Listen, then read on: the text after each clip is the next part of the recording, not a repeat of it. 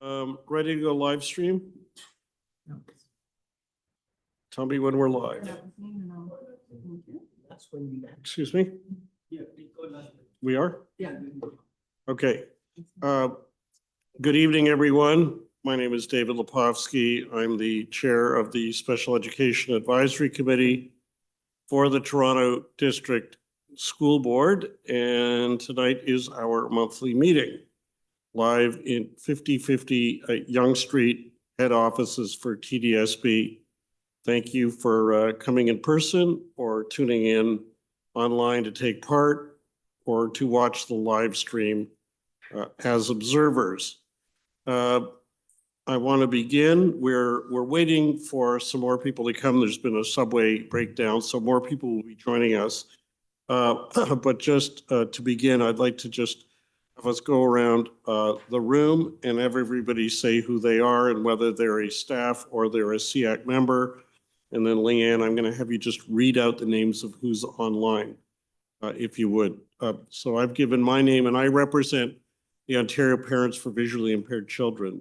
Our vice chair, Tracy O'Regan, is stuck in traffic. So I've asked Leo Lagnato to assist me up here in her place. Leo? Thanks, David. Leo stepping in temporarily, representing Autism Ontario. Just go over to my right and go around the table. Nora Green, representing Inclusion Action in Ontario. Jessica Miklos, representing the Association for Bright Children of Ontario.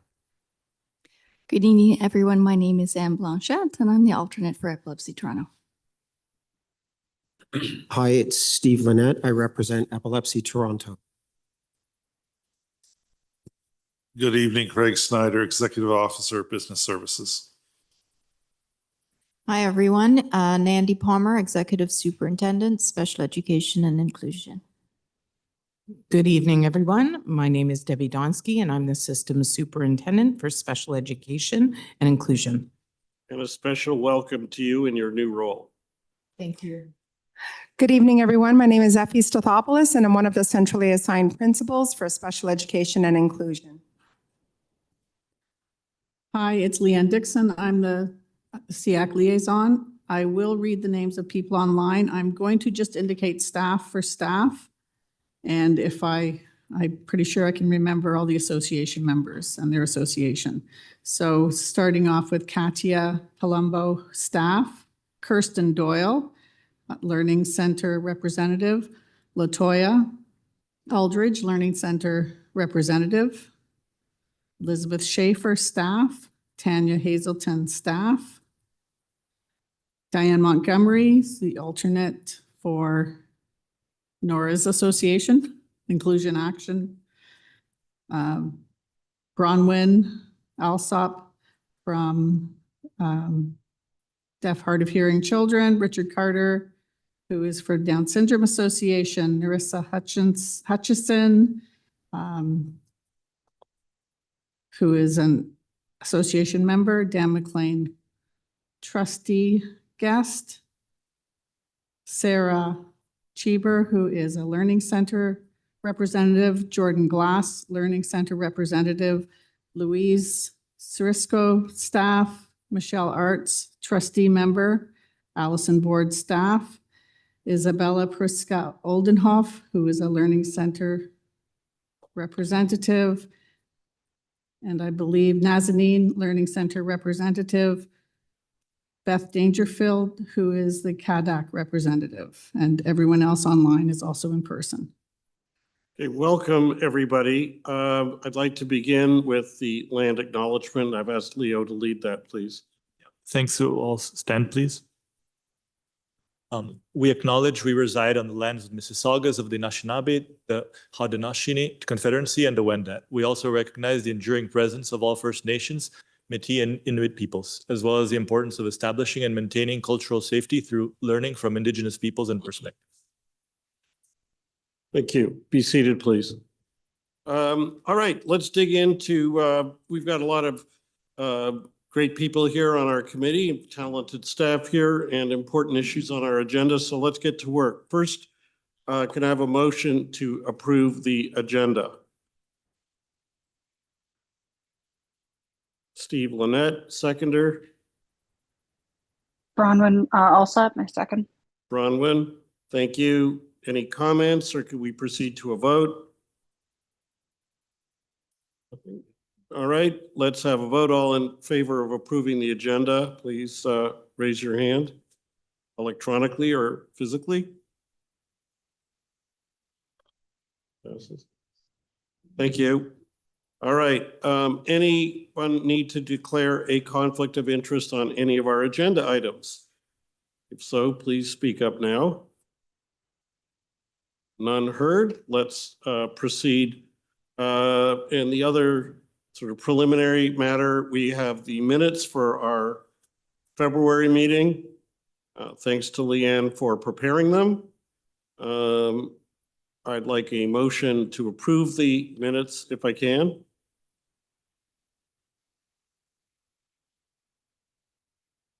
From who? Nora is moving it. Could we have a seconder? Steve? All right, thank you. And anybody want to have any discussion before we vote to approve them? Nothing heard.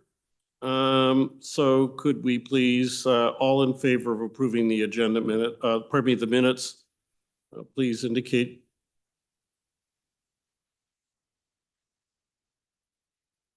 All right, carried. All right, chair's report going to be very fast. I filed a written chair's report to bring you up to date on things. My only additional point is that, as previously announced, I've invited the new Director of Education, Clayton Latouche, to come to speak to us at our April meeting. I'm hoping that's going to work out.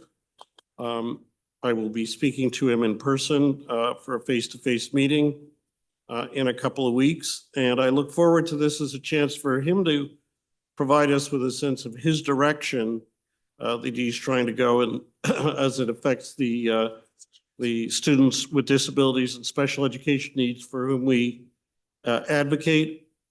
And I hope we can have an opportunity for us to try to impress on him the priority areas that we think should be important for him to think about as he comes in at the helm.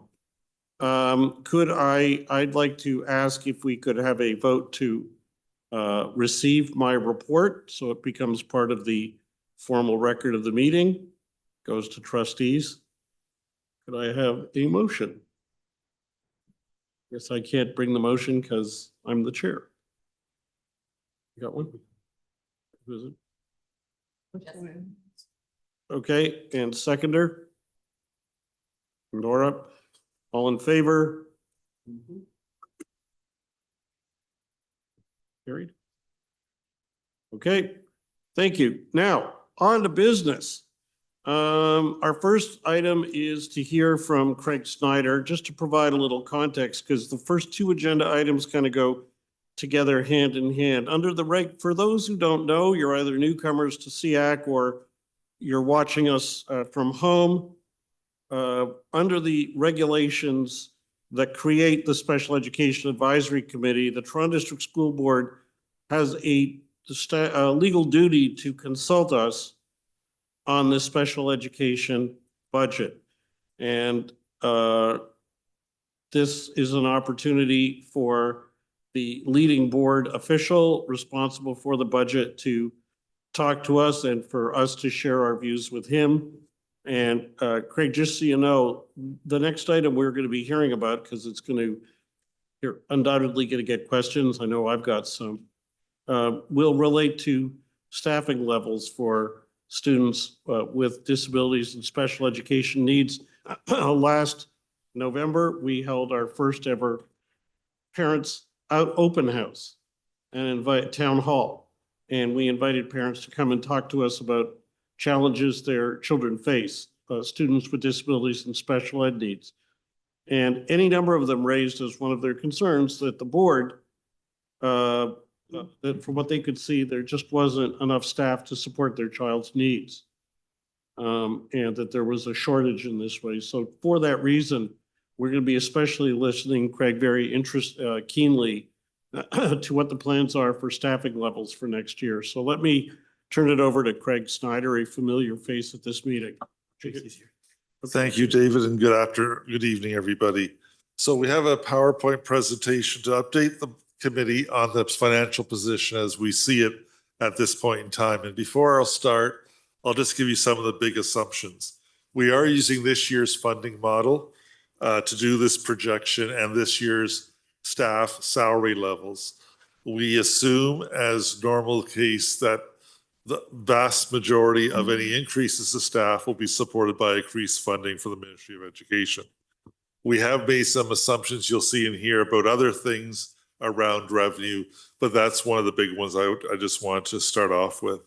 So we can go to the next slide, please. So we are at the beginning of the budget process for 25-26. On February 27th, we presented the financial projection. This presentation you're seeing tonight is the same one that was presented to the trustees on the 27th to give them an idea of where we currently project next year's budget ahead of the grand announcement. And I will say at this point in time, our best information is to expect the grant announcement sometime in the April timeframe. It'll be somewhat dependent if a new Minister of Education is announced, the cabinet, or it's a returning minister.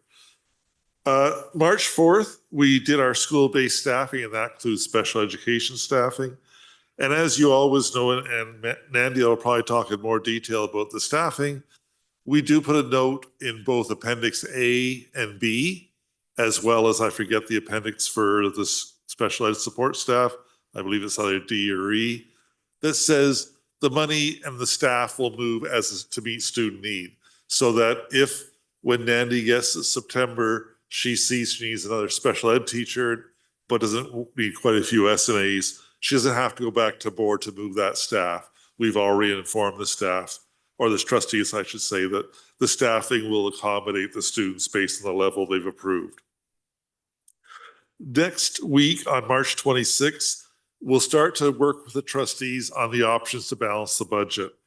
We're planning to give them at this time what we call the unfunded expenditures of the board as a first step in that process. We haven't set the final dates yet, but likely in April timeframe, we'll do a series of town halls. This will involve one in the west and one in the east, as well as a hybrid meeting here at 50-50.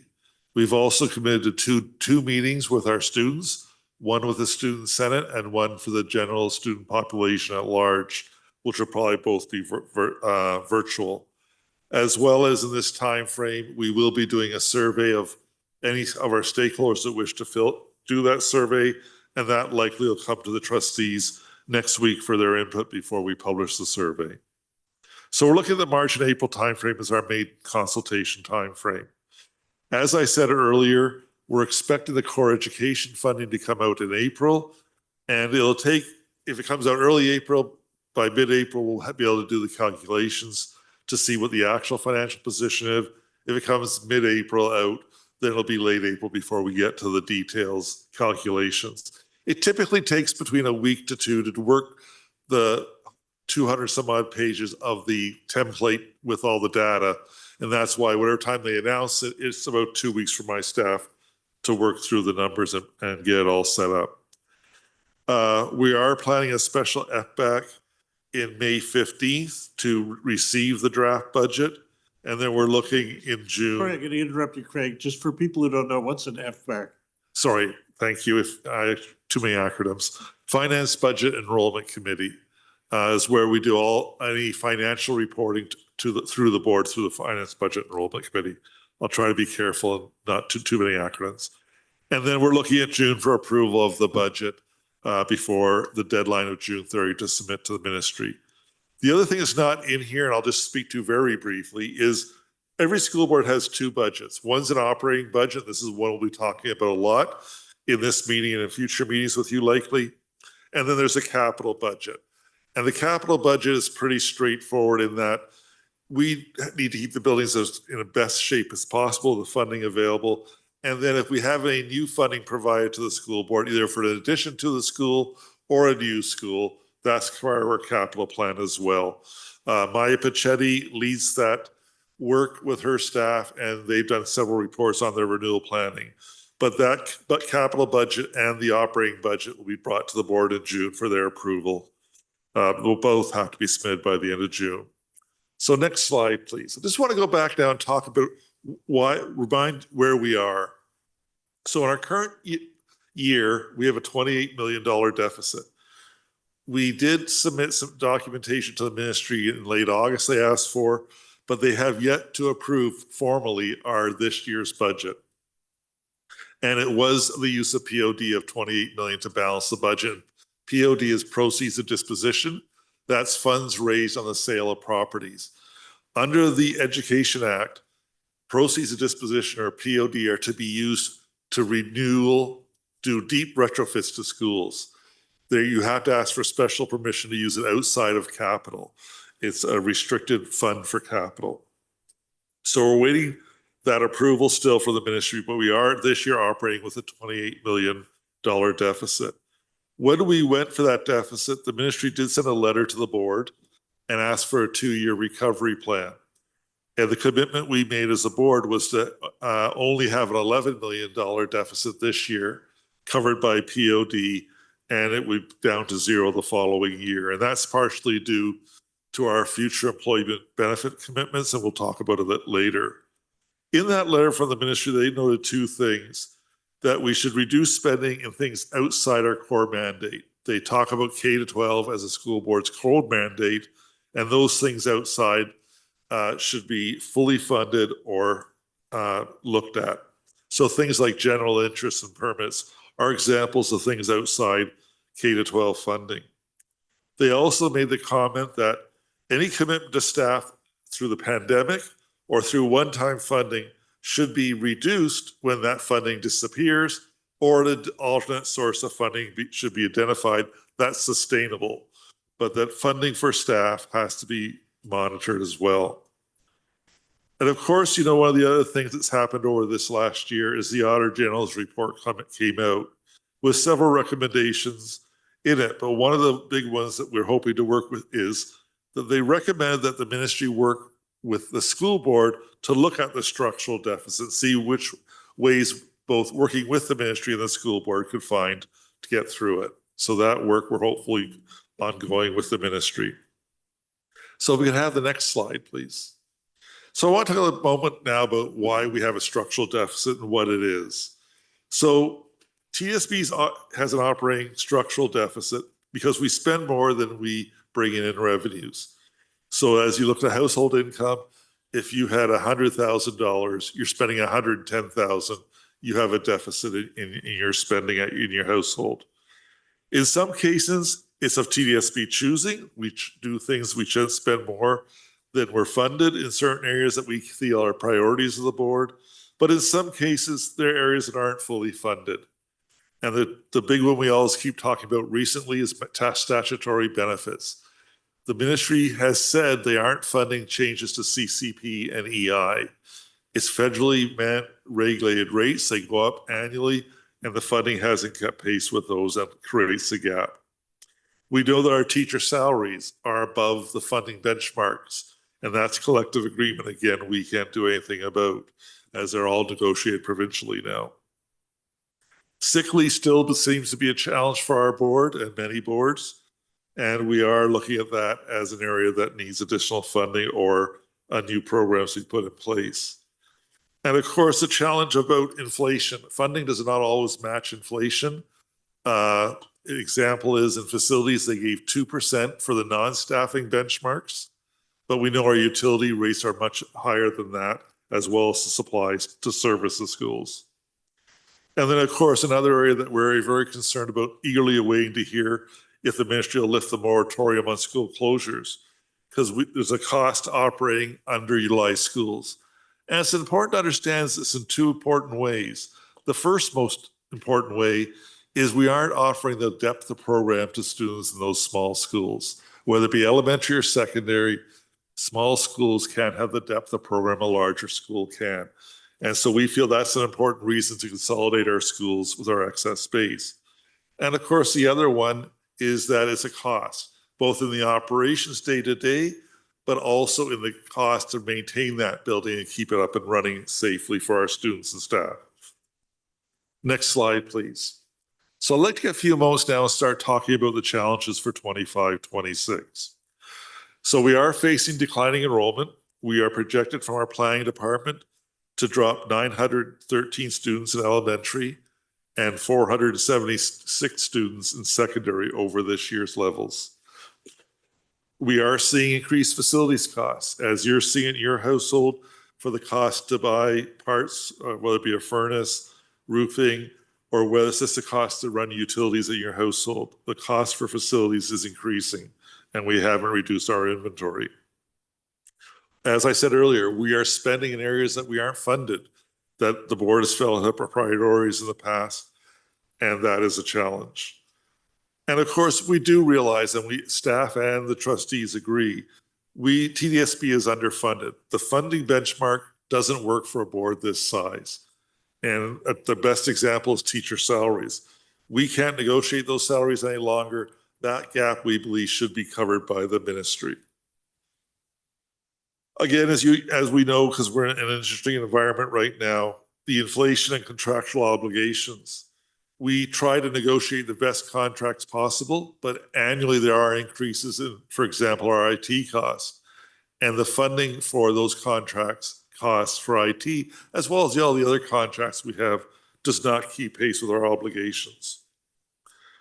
Another area that we saw an impact, and it was funded through the operational costs, but the future employee benefit impact of Bill 124 is where we're still concerned, because there is that ongoing future benefit cost obligation to our staff.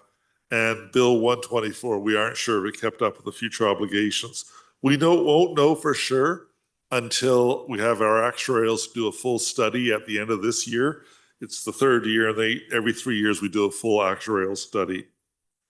And then the last big thing impacting the board is immigration patterns. As you know, the federal government has changed the immigration patterns for international students. Now, that was primarily focused at college and university, but it also impacts the other grades, because now families can't send their student to university. They may not send their younger children in either. So we are seeing a decline in our new students and our visa revenue. And I'll talk a little bit more about that a bit later. So next slide, please. So I'd like to take, and you go next slide right away, thank you. I'd like to talking about the revenue changes that we see for the next school year. So as I mentioned a moment ago, we have declining enrollment, so we'll have less revenue coming in from the grants, and there is no significant change in funding. The ministry, while they have been under election and they go into a cone of silence until that election ends and they announce the new cabinet, we've been told not to expect any significant changes in the funding model for 25-26. So overall, when we look at the core education funding model, we look at about $1 million change in our funding for next year. Next slide, please. So reduction in international students' tuition. So this is where I was talking a moment ago. There's been no change in our fee structure, but in this year, 24-25, we saw 228 less international students. And next year, our planning department and international students department is forecasting a decline of another 126.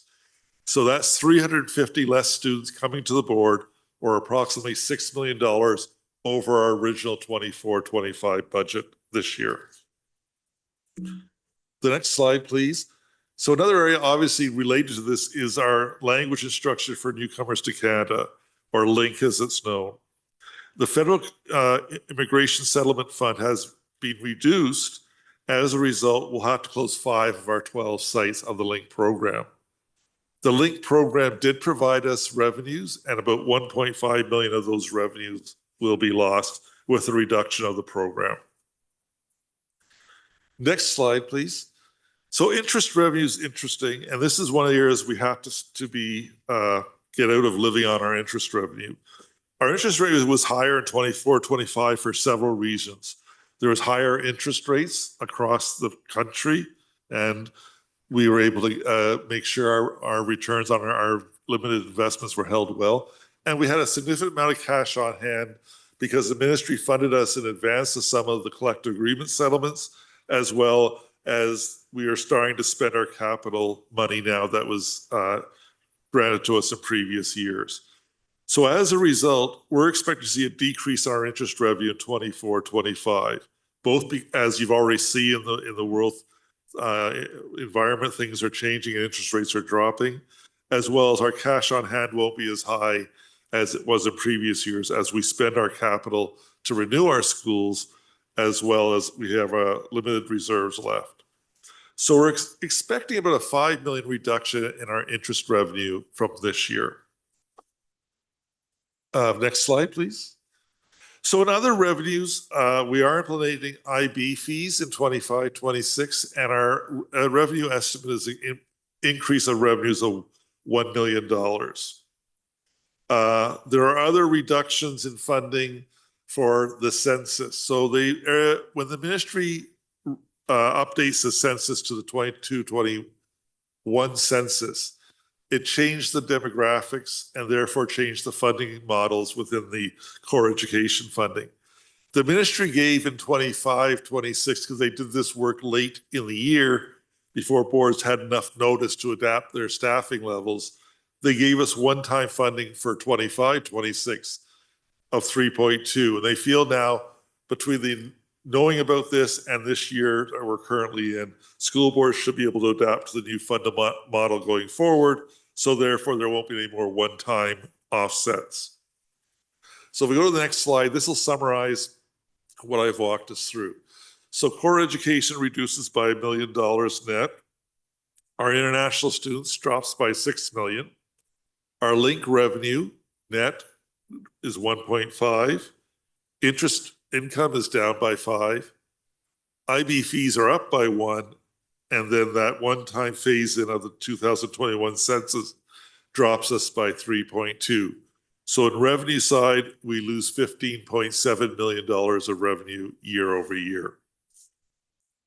Now I'd like to talk about salaries and benefits for a few moments. So the decrease in enrollments results in decrease in the school-based staffing. So the class sizes stay within regulation and our allocations adapt. If we have less students to teach, we have less teachers.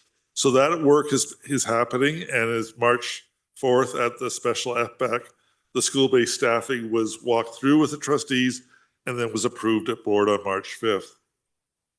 As I said earlier, in our modeling right now, we're using this year's salary and benefit rates and this year's funding model.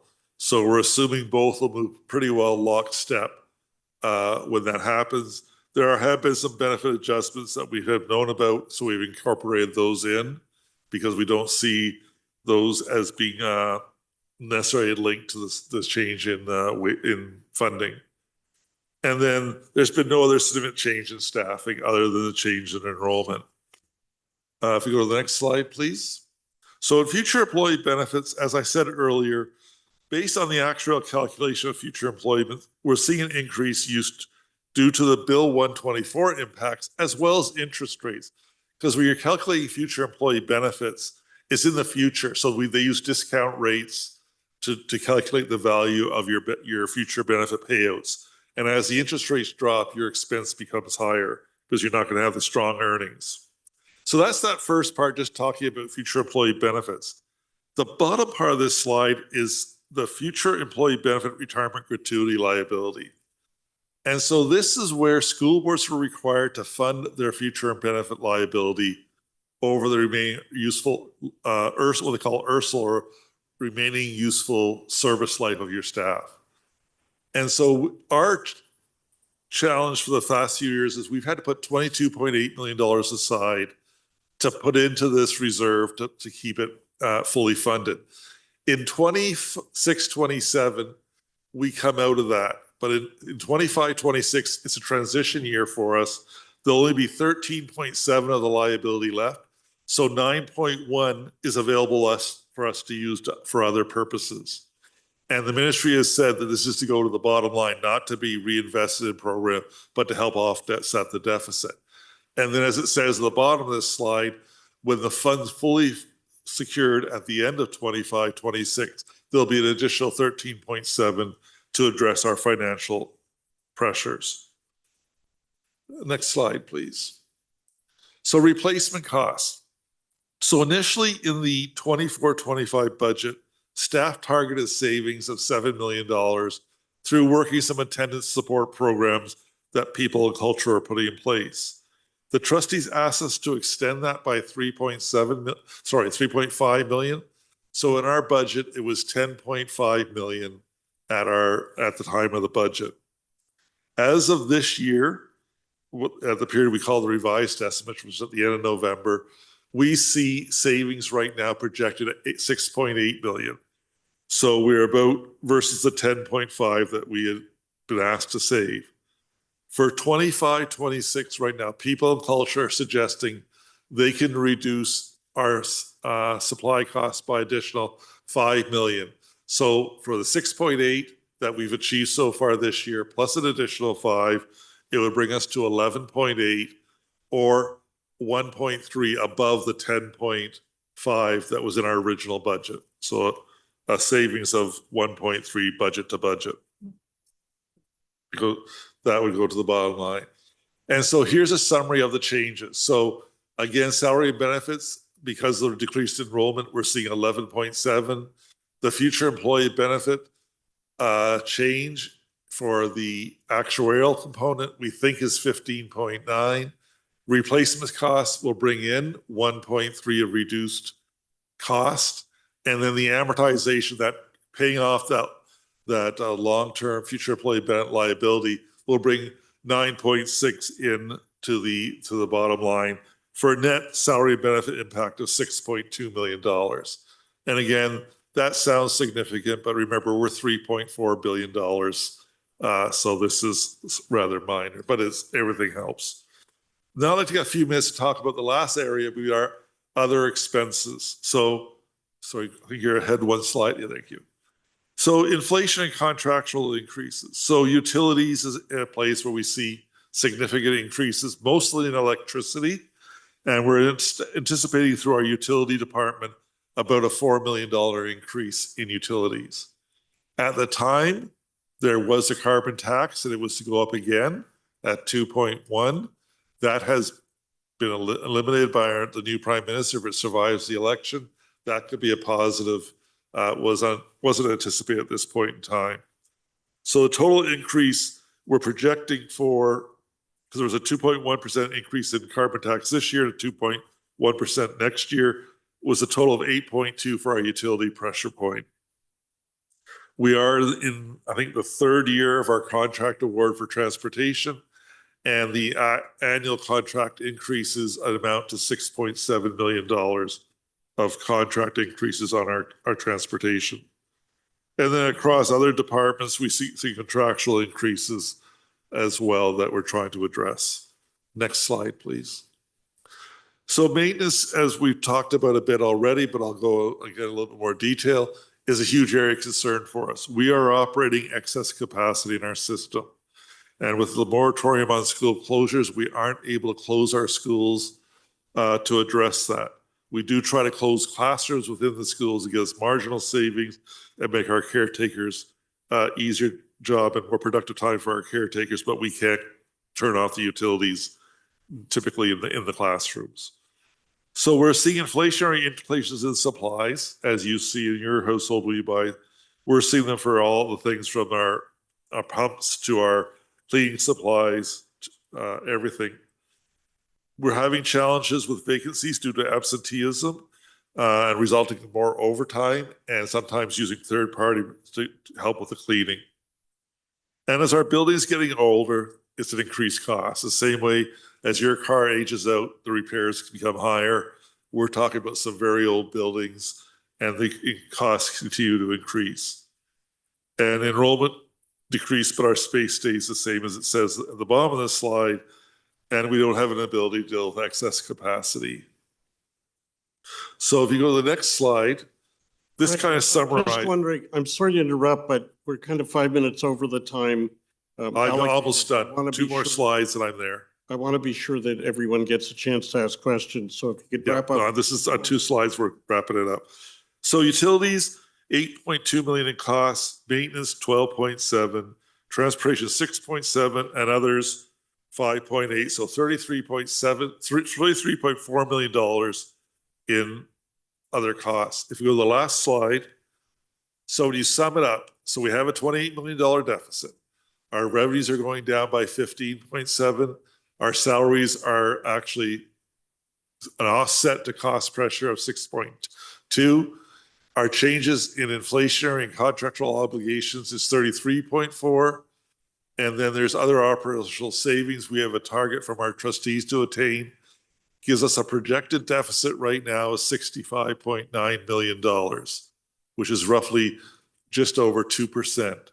At the staffing meeting of the trustees, they approved additional vice principals, which accounts for about another $4 million of costs. So we're sitting around $70 million right now.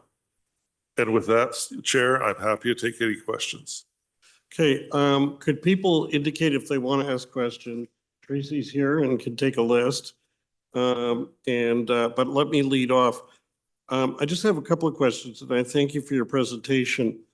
First, we're supposed to consult, or the board is supposed to consult us on the special education budget.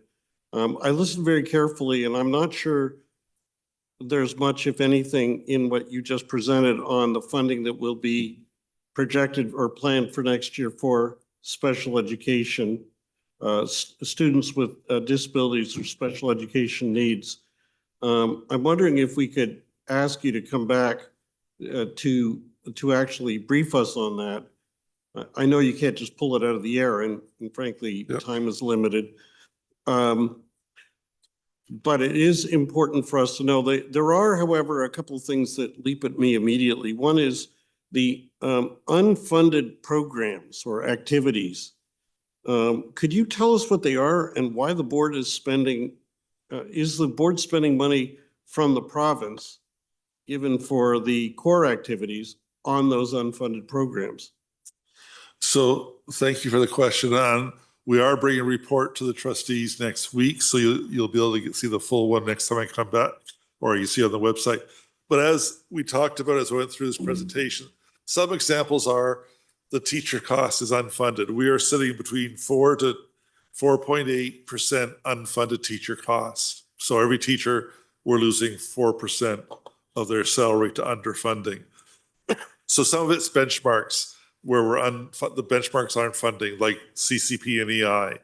There are things like the model schools for inner city, the outdoor education centers. There are programs that we believe are valuable, but aren't directly through a funding source as directly identified as being there.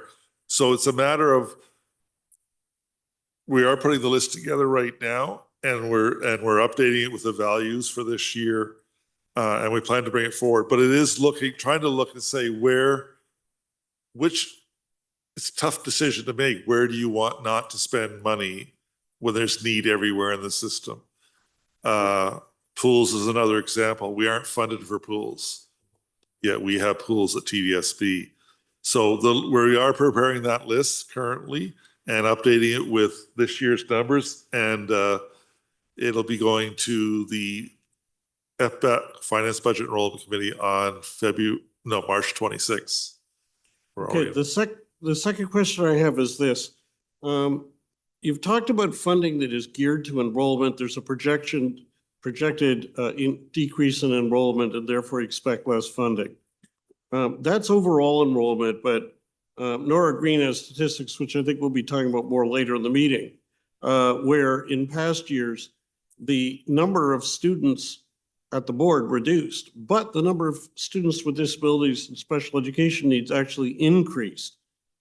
So I'm wondering, is there anything in the provincial funding formula that accommodates that, or in your plans? In other words, you may have, if that pattern repeats itself, as has happened in some past years, we may have fewer students, but we will have more students with special education needs. We also already know from our own experience, the funding isn't sufficient now for staffing for them as it is. So I'm worried it's going to get worse. Can you help me with that? Yes, I can try. And I thank you for inviting me back, and I'm more than happy to come back, and we'll do a whole session just on the special education budget. I will make these, and it is, core education funding has changed the methodology, and we're still trying to get used to it because I'll use the old language when I should be using the new language half the time. But the biggest thing in special education funding is the SEP amount, the special education per pupil amount. And so as pupils drop, that funding drops. But what we'll do is we'll bring to you a breakdown of the special ed funding by the categories of the new core education funding. And then we'll bring to you, as we did a few years ago, the breakdown of the spending by staff and other expenses. So you have a full picture of it. Currently this year, we are projecting special ed to exceed funding by $38.5 million. That's our last projection that we have at revised estimates. So, and it's an important area. We've always overspent special ed, and we believe it's important to do that to support our most needy students.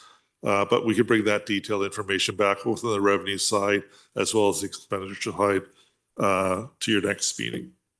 That would be great. And the final thing I was going to ask, and then we'll turn to my colleagues, and Andy, we'll get to you because this all interacts on your issue that follows.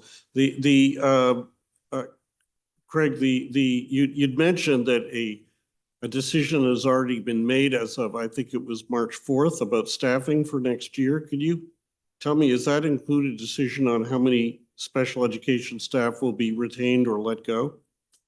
So as I said earlier, and I don't have the numbers in front of me, but the special education, the teachers, elementary and secondary, which includes a component, which are special education teachers, as well as ECPP, which I don't know the acronym.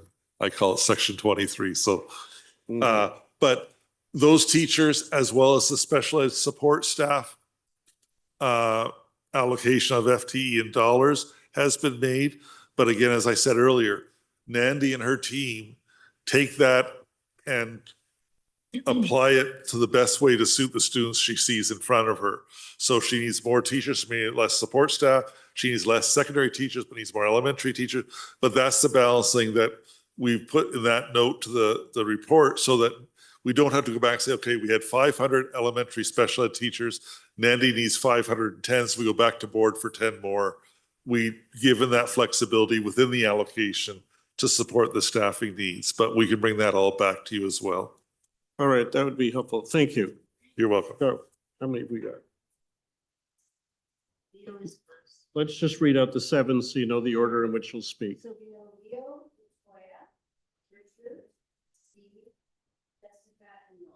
And can you keep your question to about a minute if you can, just so we get everybody in? Yeah. Okay. Thank you. I'll keep it short. Craig, I really appreciate the transparency regarding budgetary considerations. I also appreciate the challenge that you have ahead of you. It's quite a grim funding context, if I'll be honest. Nevertheless, as you kick off the budget schedule in this context of reduced provincial funding, I'd just like to remind everyone here of the legal obligations set by the Supreme Court of Canada in Moore versus British Columbia 2012. Supreme Court made it explicitly clear that special education is not discretionary, but rather a protected category to ensure equitable access to education for students with disabilities. Legally, what that means is that school boards must prioritize maintaining special education supports and must cut in all other possible areas before even considering touching special education. So with the Moore case in mind, and considering that you already mentioned quite a few non-core extras today, it is fair to assume special education service levels will be preserved? So, Sorry, Craig, is that a question for Craig or an observation you'd like him to take into account? No, I did end with a question. If it's fair to assume that service levels will be preserved, considering the Moore case, as well as the fact that he mentioned a few non-core extras today. So through the chair, I would say, and I would defer to Nandy if I go off something that she's not agreeing with, but I would say, yes, we're looking at only doing enrollment-related changes to staffing. That's across the board right now, regardless of it being special ed or not. At this point in time, the staffing that went through March board only changed as related to enrollment changes. Okay, thanks. Thank you. And Nandy's going to add something. Yeah, I just need to add something to that. So while we might have enrollment changes, we also have changes in needs. So we might have students going from elementary school to high school, for example, that have staff attached to them, for example, SIP, and those staff will need to move with those students. So we do have changes in staffing that happen based on needs. And our model, as I'll explain, David, when it gets to my item, is very much based on local needs and the needs of the students. So I do want to say it's not about this specific school hasn't had a change in enrollment. Therefore, they're not going to have changes in staffing at a particular school. It's a district-wide approach to staffing. Thanks. Okay, thanks. Okay. Next is. Latoya? Hi, thank you so much. Hope you can hear me. Yes. So just, and I think probably some of this point already got picked up on as well. But looking at the decline in enrollment, just curious if there are data that are specific to special education students with a decline and increase, along with the types of supports, the cost along those types of supports that we can more clearly track to understand that impact. And also looking at absenteeism, if there are data that sort of it may not have the answer right now, and that's fine. But if there's data for special education staff where there is absenteeism, and if there is even a way to account for, those special education staff that are absent or getting pulled off to different classes for different supports. So just looking to see if there's information and data that gets collected and accounted for in that. Through the chair, I'll try to answer, then I'll let Nandy answer. I'm not aware of a data, but that would be a people and culture question. They would be more familiar with how they track absenteeism by type of employee. I don't have access to that, but I don't know if Nandy has anything further. So special education and inclusion, we do allocations. So we say, based on the needs, the school will get this many teachers or this many support staff. In terms of actually filling the positions, that would be our people and culture, which is our human resources or employee services department. So I don't have specific data on that. We certainly can get Latoya year over year numbers for students with special education needs in the TDSB. However, it has remained fairly consistent that it is 17% or 40,000 students approximately that are students with special education needs in the TDSB. So change is not very much, but we can certainly bring that year over year data back. Thanks. Okay, next is Richard? Richard. Thank you very much, David. Question for Craig, or two questions. One will be the first one on the overall budget. As David mentioned, it wasn't specific to special ed, but you talked about things like funding not provided for the CPP and the EI, the inflationary costs, etc.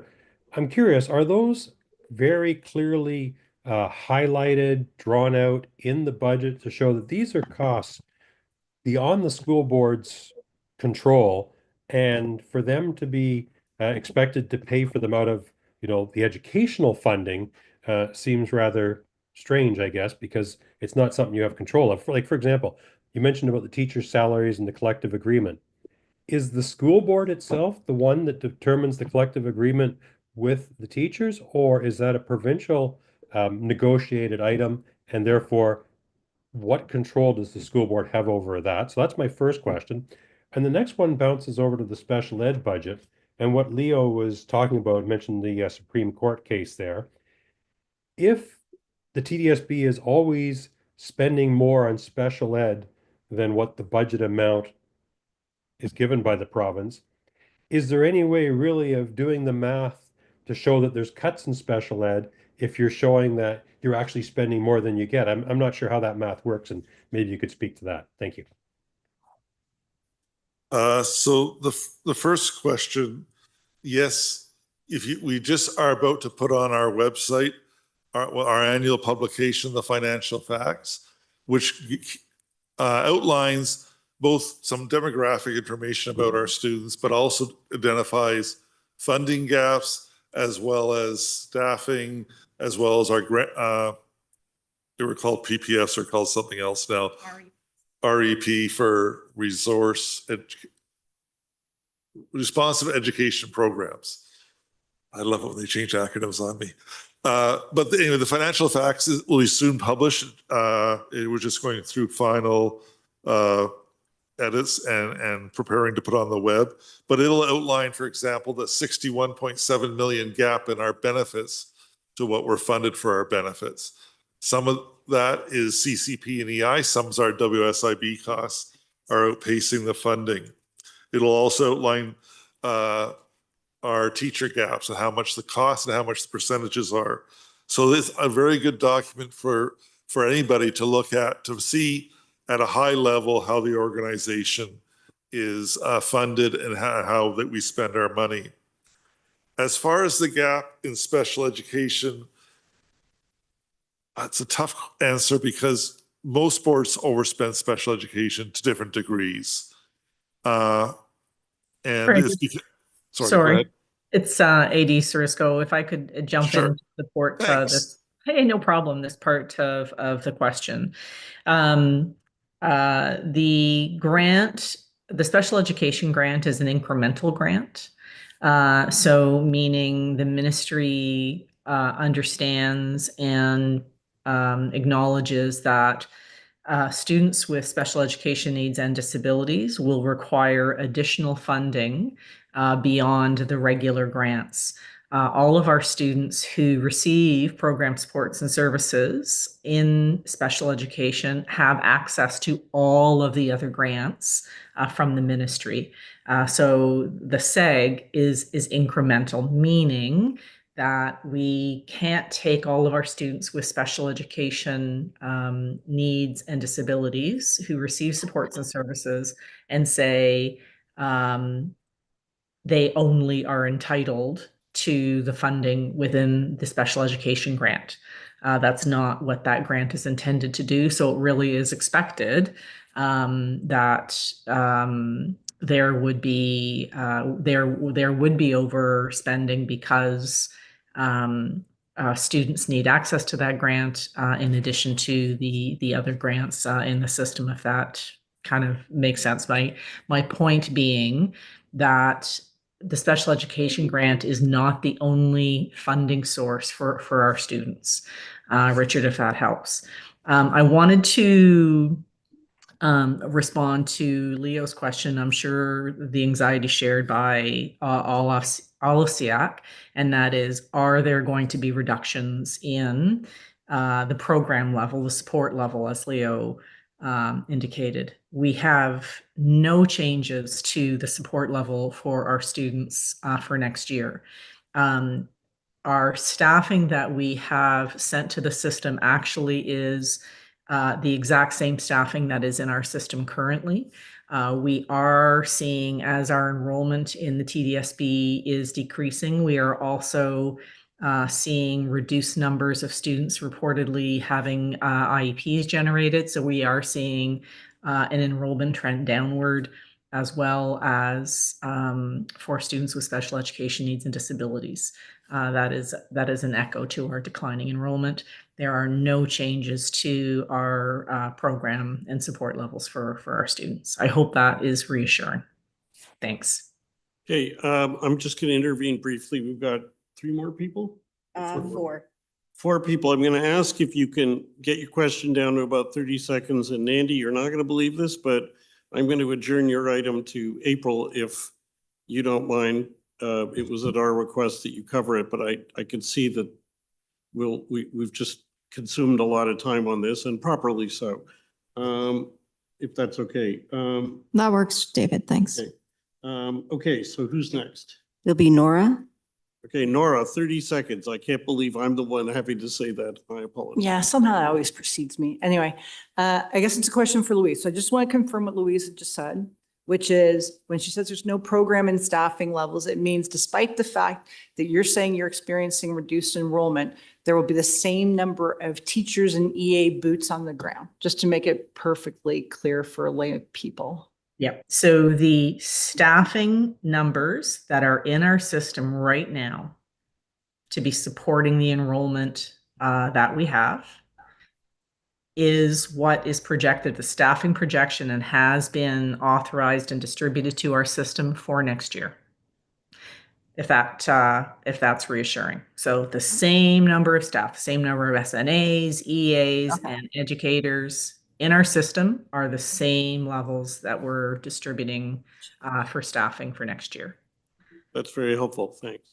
Okay, that makes it clear, because if we were going to talk about reduced enrollment and the funding changing with the reduced enrollment, I have a bunch of questions because I went through the financial facts for the last 5 years. So there's a dramatic drop in special ed that's like rapidly exceeding even increases in enrollments in some years. So I was going to have like a million questions about that, but if you're telling me the bodies are the same, I'll stop. Now, Thanks. no problem. Watch the last board meeting where staffing was rolled out, and you'll see a full presentation and me speaking on the floor. So that audio tape is there. Okay. Thank you. Okay, Jessica. Jessica, can you do it in 30 seconds? I'll say my question. And a future draft pick. Okay, Yeah. I'll make it a deal. How much core education funding do we get per student so that we can understand how many students we've lost with that $1 million reduction? And is there any effort underway to welcome students back into the TDSB that we've lost to homeschooling, to private school, or other systems because we haven't been providing adequate special education opportunities for them? Greg. So the first one was, what was the funding per student? I don't have that with me right now because the challenge is that the funding, most of it's enrollment, but there are what they call table amounts that are set amounts a school board gets. For example, there's a set amount in ESL, there's a set amounts in other grants that are table amounts. So I'd have to go back and look to see what the per pupil change is in funding per pupil. But what we're saying is that with the enrollment changes we're seeing and the funding, because what happens, another thing that complicates it a bit, and I'll try to be quick, David, is that ESL funding is 1 year in lag of the actual enrollments. So our ESL is going up, so it's offsetting some of our enrollment decline in the regular day school. But when I come back, I'll bring some of that data with me. Okay, Steve, 30 seconds. Very quick. Thank you. Quick question. So you mentioned $38.5 million shortfall for special ed. That sounds to me about half of the total deficit. And is there funding for new building and expansion of existing schools? I know there's no funding because we can't sell them, but is the province giving money to expand schools or build new ones? So thank you. The funding we're projecting for this year shortfall is 38 million, or we're spending 38 million more than the special ed funding allows. As far as capital, 2 comments. One is capital cannot be used on operations. Operation money can be used on capital, but not vice versa. This last round of what they call capital priorities, which is the funding that's announced to support additions to buildings or new buildings, TDSB got 0. Okay, Isabella, and I'm sorry, I know there are other people who have questions. I'm going to invite you to email Isabella will be the last one, and then the rest of you who would like to ask questions, if you could email them to Leanne, and she could try to get answers through Craig or Nandy or Louise or some combination. Isabella, 30 seconds, can you do it? Yes, thank you. Great, Um, thanks. okay, great. Thank you so much for this presentation, and then also Louise for your further explanation.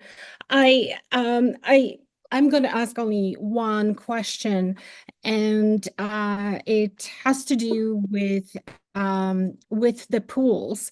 I know you've just mentioned it very briefly, but I want to say that the swimming pools at the schools are not only for recreation.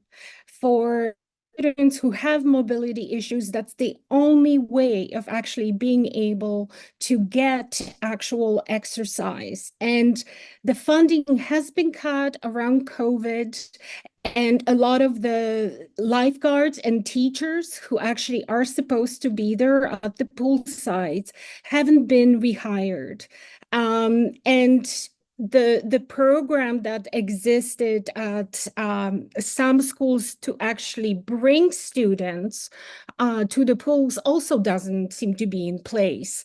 So again, is there, do you have any plans on actually reinstating this? Because this is not just as a recreation, this is really important for, for these students. And that's their only way of actually not only getting physical education, but also calming them. Okay, thanks, Isabella. Craig or Nandy? Yep, I'll take it briefly. So in the typical staffing of March 4th, one of the areas we do is aquatic instructors. That was delayed. There's a full pull report coming to the trustees. I'm not sure. I think it's either going to program school services or planning and priorities committee on the pools as a total picture. So that's being worked on by people in culture as well as my Pachetti's department and some of my staff.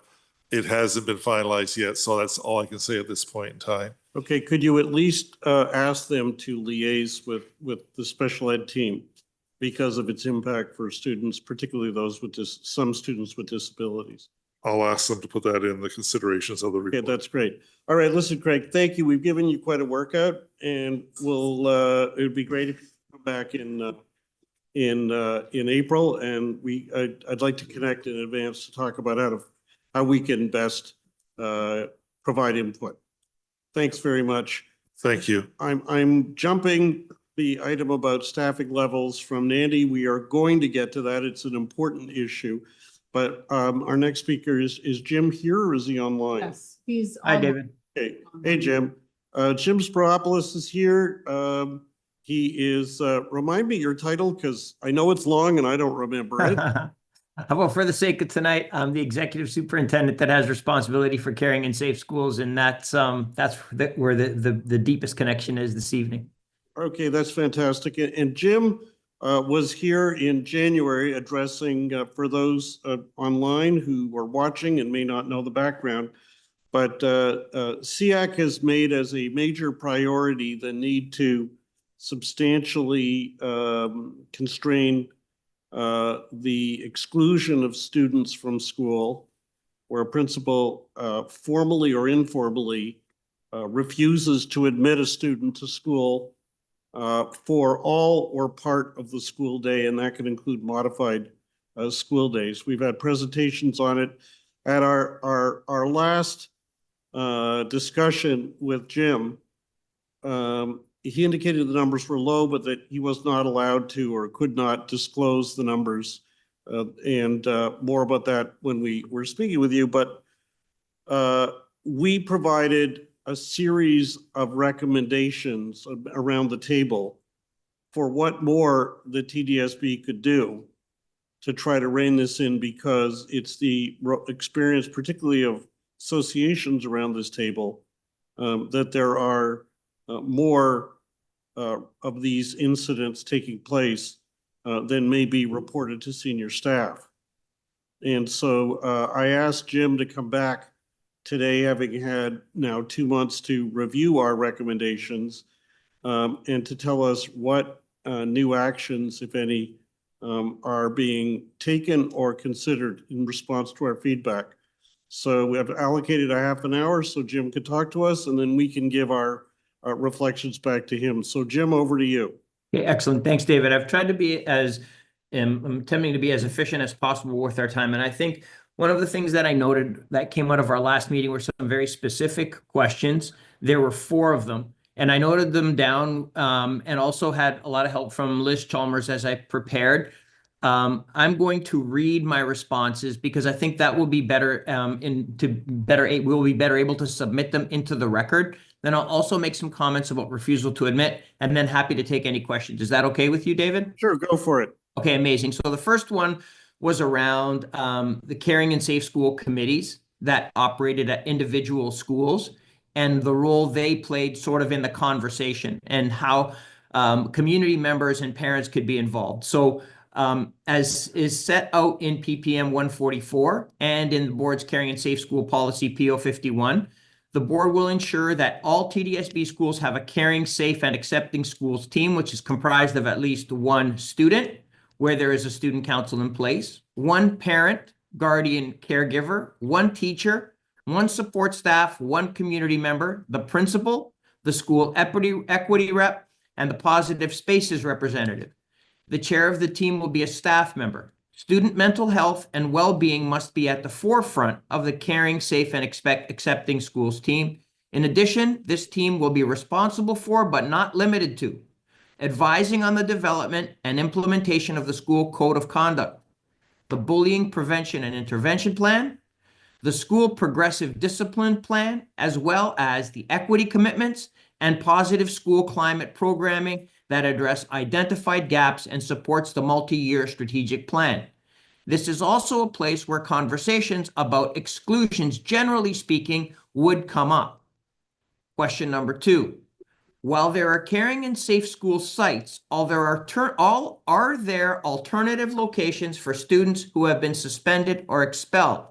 Paying attention to the fact that we were addressing landing spots potentially for students who, for whatever reason, were being refused admission to schools.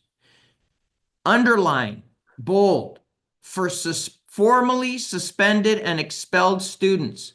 Caring and safe schools alternative programs strive to be nurturing, positive, and respectful learning environments that enable all students who attend them to succeed and reach their full potential in different settings outside of a regular school setting. The program sites are places that promote peaceful problem solving, academic excellence, and a sense of belonging for all students that attend. Students are expected to demonstrate respect for human rights and social justice and promote the values they need to become responsible members of society. The Caring and Safe School team of administrators, advisors, child and youth counselors, and court liaison workers continuously provide direction and support to administrators, staff, parents, and communities through strong school leadership with consistent discipline policies and procedures, school-wide caring and safe school programs with instructional components focused on inclusive contributions, evolving and expanding prevention-based knowledge and skills, ongoing support and professional growth from a team of professionals in emotional intelligence, conflict management, prevention-oriented strategies, mediation, and violence prevention. Inclusive and developmentally appropriate materials, activities, and programs are championed and utilized. Clear assessment, evaluation, and monitoring of students combined with differentiated programming. These sites are intended to be bridges rather than destinations. While some students find success at these programs and eventually graduate from these programs, this is by far the exception rather than the norm. Board policies and procedures have been developed in accordance with provincial legislation and ministry directives to ensure that caring and safe school programs are safe and inclusive communities for all. They are not intended to be landing spots for students who are on refusals to admit for reasons outside of caring and safe schools. There is a question also about the annual reports because these are where data is housed typically around refusals to admit where the numbers are large enough so that they don't interfere with privacy considerations. All the Caring and Safe School reports are presented to the board every year. It is a must-do. For links to these reports, I'm happy to, if Liz doesn't already have these responses, I'm happy to provide them. And I will say again that typically the numbers for students on refusal to admit based on policy 724 having to do with caring and safe school reasons are too small to be able to publish because they risk identifying students. Number 4, do school level caring and safe school committees look at suspensions and refusal to admit numbers? And I specifically made a note here that a SEAC member has stated that they have not at any of the schools they have been involved with. Rather, they focus on things like lockdown procedures, anti-bullying presentations, and vaping in bathrooms. That is consistent because there is no direction for individual schools to examine suspension and expulsion data. They may do so. However, this information is extremely sensitive and subject to privacy legislation, as its disclosure may identify individual students. Those are the comments that I prepared that I am happy to forward. I am happy to take up additional questions related to exclusion. And let me say this, Nandy has brought this entire issue up at a recent senior team meeting in order to provide clarification with respect to our policies. Also, as a reminder to superintendents who will forward this information to principals around what it means when principals, for example, make phone calls to parents saying, oh, by the way, Mr. Spiropoulos, we aren't going to have 2 of our SNAs in school today, as a subtle hint for Mr. Spiropoulos not to bring his son to school.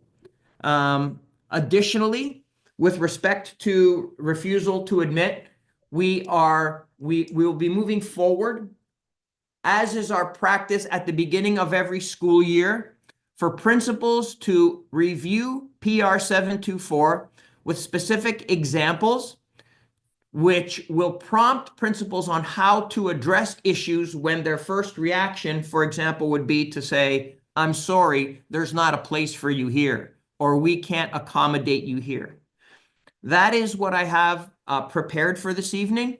David, I hope it hits the mark based on what I took away as homework from last time. And again, I'm happy to take any questions. Okay, I'm going to ask Tracy to take a list of questions. I do wish to begin. I want to react and give feedback, and then I've got a very specific question.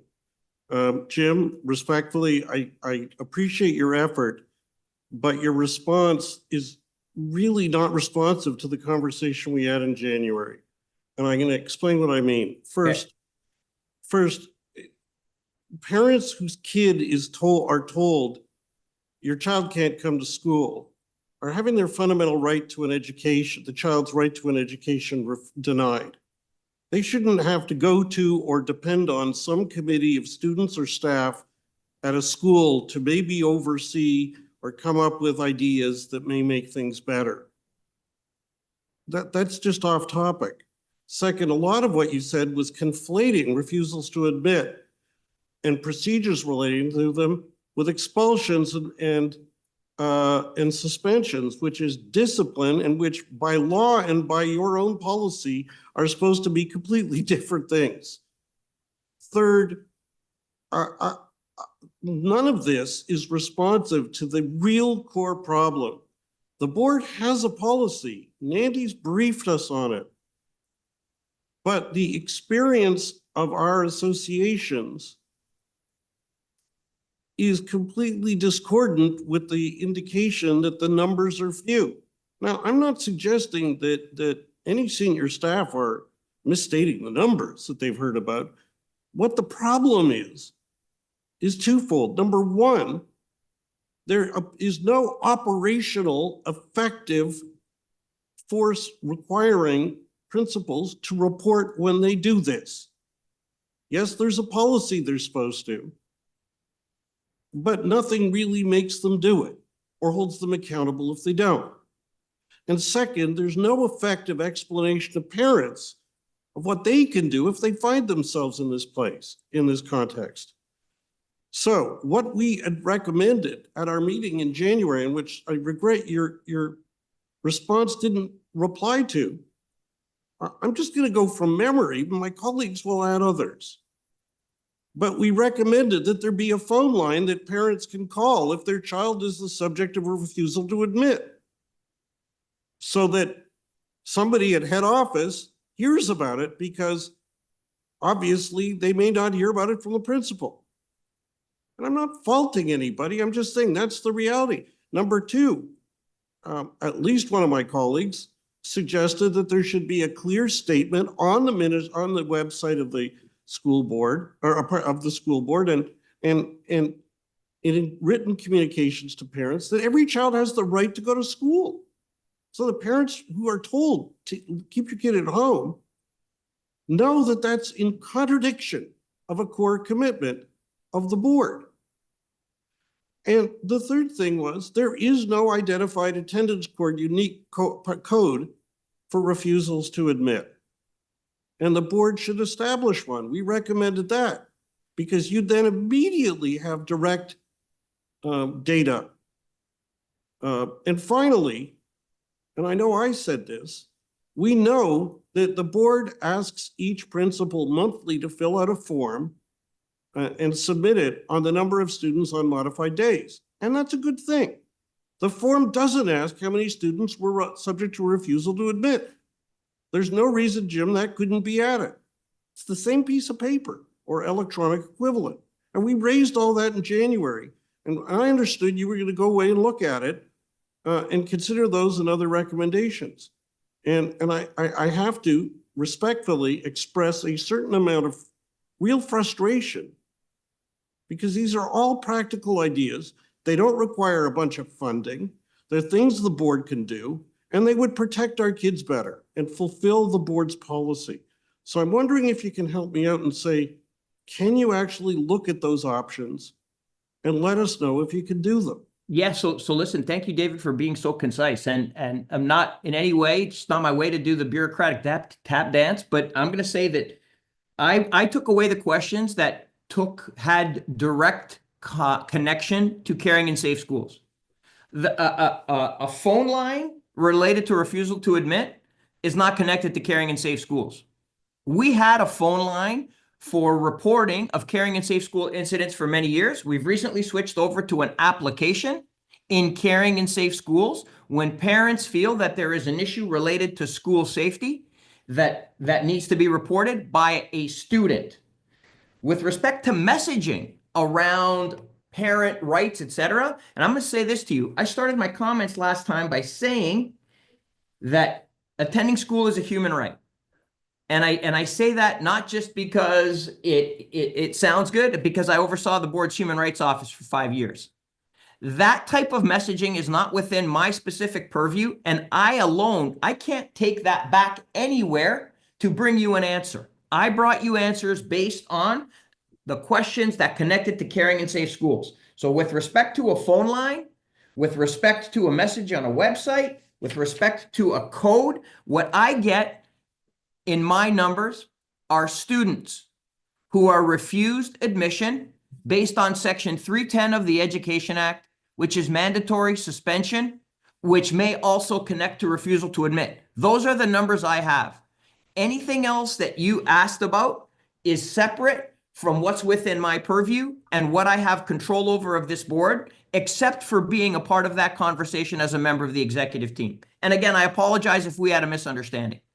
Okay, that's fair, and I appreciate your candor. And just before I open it to my colleagues, and we'll take up with senior staff who we need to talk to about this, because if it's not your purview, that's fair. We need to find out whose it is. But you referred to Section 310. Refusals to admit are under 265 1M, and I'm wondering if you may be thinking of something else. I'm not. I'm saying that when a student behaves in a particular way, we respond based on Section 310, which then leads us to 265 if we need to go to 265. 310 talks about behaviors which connect to mandatory suspensions, which also sometimes are conflated with 265.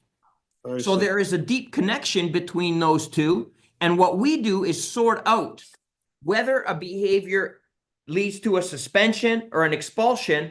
And then when principals don't know where to go when that suspension ends, then they try to bump over to 265 and for us, procedure 724, which we dissuade with every single bit of power that we have, because we see it as a way of keeping kids out of school without appropriate reason, often because of subjective reasons. I'm going to put it right out on the table for you, because that's why the numbers are so small, David, because the formal data, when I keep saying to you, David, the numbers are so small, and you say, Jim, I don't care and I'm not buying it. For us, the reasons they're so small is because it is used only as a final and temporary resort, which we revisit every 3 days. Here's the thing. I sense that the concern that this group has, and I think you may have referred to it last time, are the soft exclusions, which we don't have data in, which you're right, extend into the many, each and every day.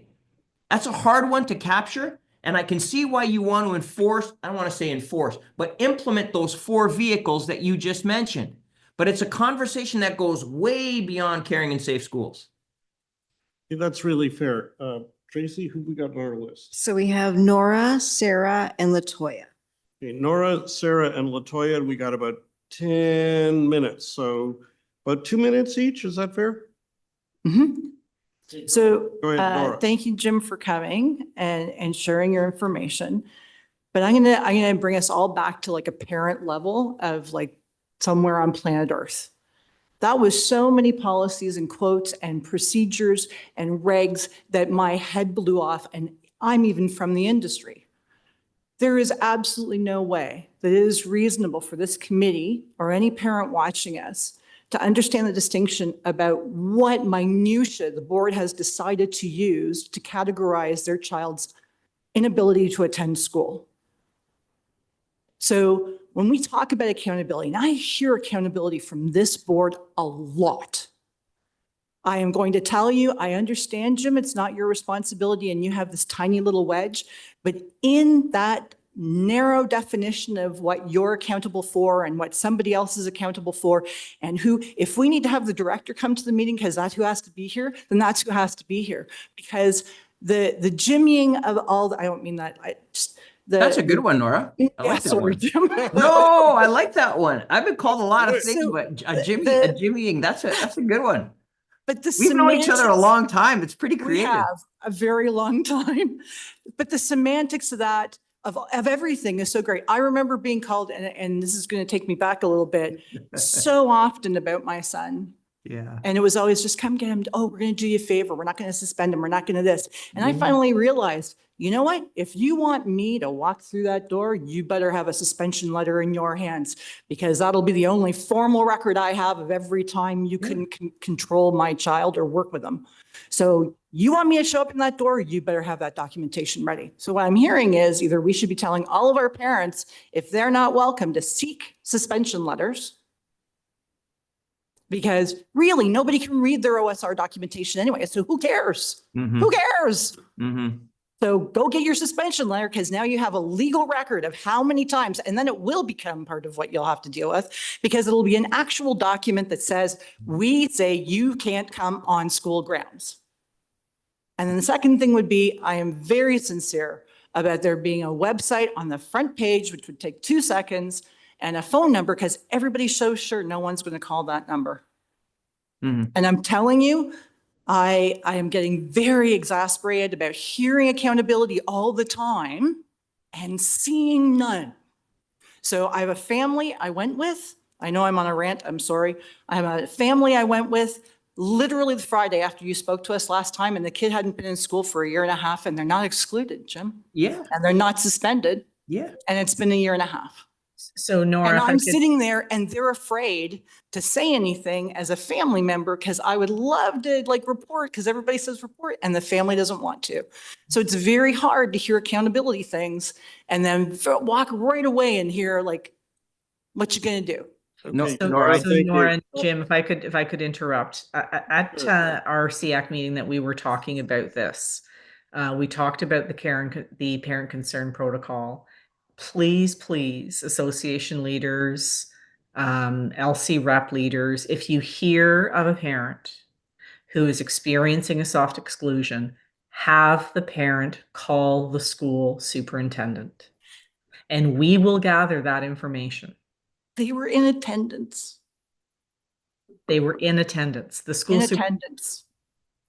then So that Okay. that's why I look like this a little bit, and it's not about this one person. I'm just saying it's happening enough that people from our committee are in those meetings. It's still happening. Families are still afraid. And I guess that's what I'm trying to say. if you're in the meeting Got it. and the superintendent's there, please let the exec know, let me know. Let Jim. All right. David, can I respond to Nora real quick? Sure. I Okay, want so- to thank everyone. Go ahead. Okay, so Nora, Give me sorry, away. the over officiousness of it perhaps, and anyone who, you know, I've worked with around the table or knows me, I think understands the distinction between being at a meeting like this and then what the language and the relationships that are built on the ground. But you're right about one thing, and I want to tell you what keeps me up at night as well as the refusals to admit. It's the percentage of students who have identified exceptionalities who are suspended, who are formally. I mean, I get the soft stuff and I understand, but when you look at the caring and safe school data that we are allowed to send out, and while it's been on the decline, students who have exceptionalities are suspended at many times their representation in the population. That's part of the systemic discrimination that continues to exist in TDSB, especially when you combine it with other elements of identity. So for example, if you identify as Black and you have an exceptionality, you're 3 times more likely to hit that suspension button than other students in the board. That's a whole different conversation and a whole different agenda item, I'm certain. Yeah. But those are the Jim, types of things that have to continue to be addressed.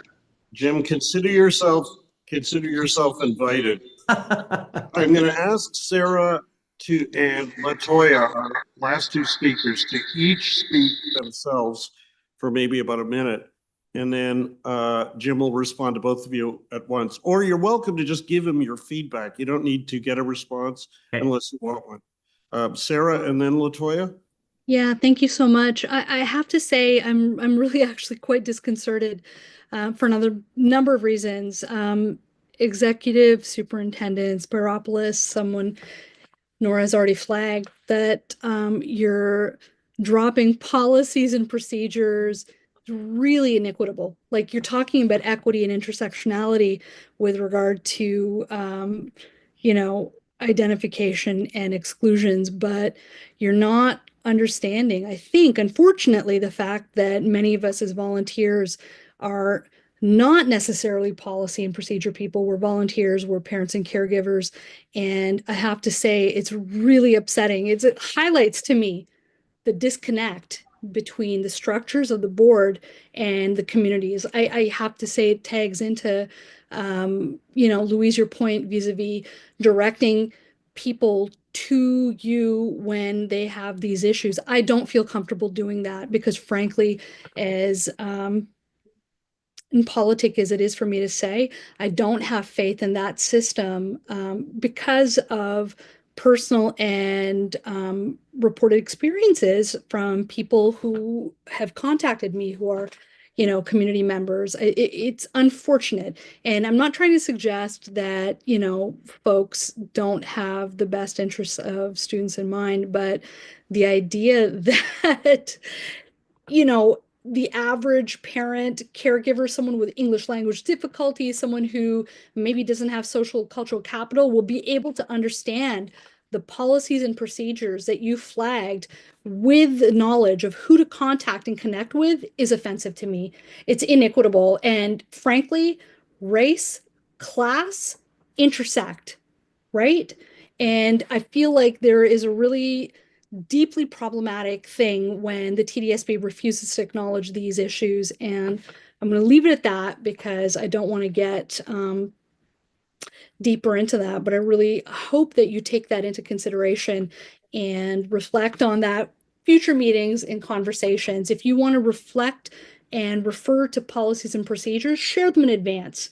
So that Okay, folks can Sarah. have an opportunity, people can have an opportunity to take a look and have an understanding and a basis with which to engage with the Okay. conversation.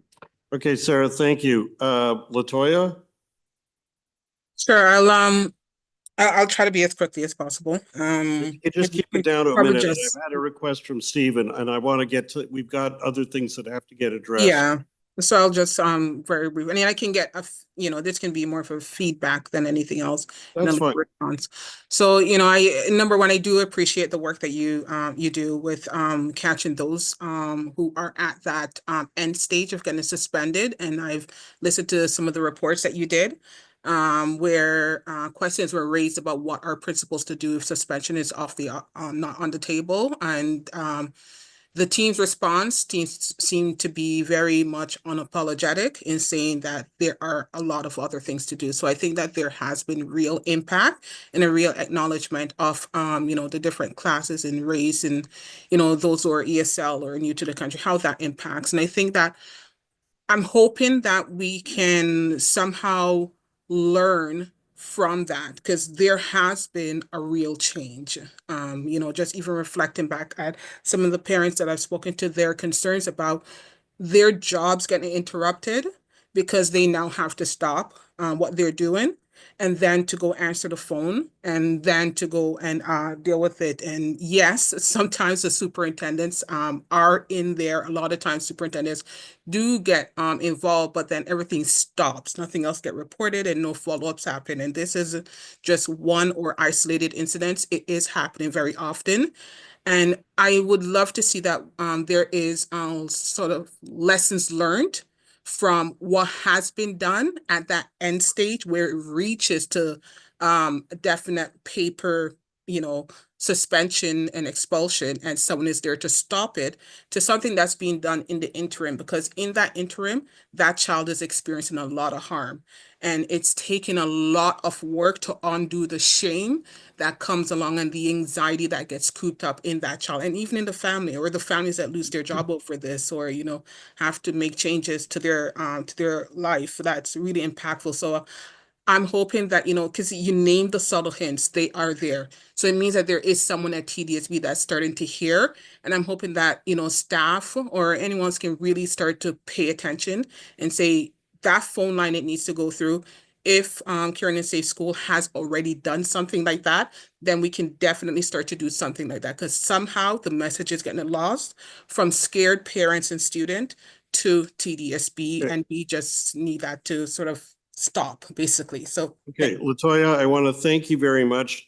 Steve, I know you want to say something. Can you do it in 20 seconds? Thank you, Richard. Yes. Hi, Jim. Thanks for coming back and being yelled at. I understand actually the value of refusal to admit. However, it is extremely limited, the use of that. I really think there should be code forms on any document that refers to suspension, expulsion, and a box for refusal to admit, if only for the reason to remind principals and superintendents that their actions are being monitored to some degree. That if they have to put refusal to admit on there, then they're going to be answerable to that. Lastly, superintendent training. They are far too often inclined to be lazy and disrespectful to the process, to get around having to deal with it. And I think if anything, the superintendents really need a come to Jesus moment, for lack of a better word. They need a talking to and be really told that, yeah, you can't be dismissive. You got to do it. So those are my comments. Thanks again. Jim, I'm going to rudely ask you, unless you have something vital to say, that we wrap up at this point. If there's a closing line you want to hit us with, feel free. Otherwise, thank you very much for your contribution and your Appreciate it, David. Thank Jim, you. can I just before you close, Steve, respectfully, I think that, definitely issuing, I'm going to say, a soft exclusion is not permitted. I wouldn't characterize our principals as lazy. It was the superintendent. I'm sorry, Louise. It was the superintendent specifically. I wouldn't characterize any staff that way, and I'm going to be asking that we please always I've been traumatized by it, Louise. I'm so be sorry. respectful. No, but I know. I'm sorry. And I'm just going to Louise, articulate, sorry, David, I need to be on record. Okay.